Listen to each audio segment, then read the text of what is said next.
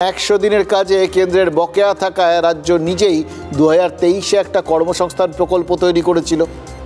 বছর দুয়েক আগেই সরকারিভাবে তার নাম রাখা হয়েছিল খেলা হবে। তার মানে 2 বছর আগেই খেলা হবে ব্যাপারটা সরকারি হয়ে গেছিল। আজ স্বাধীনতা দিবসে খেলা হবে আঞ্চলিক রাজনীতিকে সরকার শুধু জাতীয় লেভেলে নিয়ে গেল।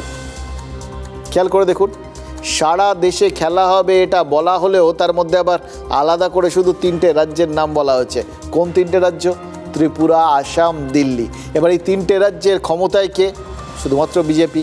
মানে দল আর সরকার স্বাধীনতা দিবসে এটা এর মধ্যে আবার নিজেদের এজেন্ডাটাও মিলে গেল, কারোর মধ্যে কোনো দূরত্ব থাকলো না।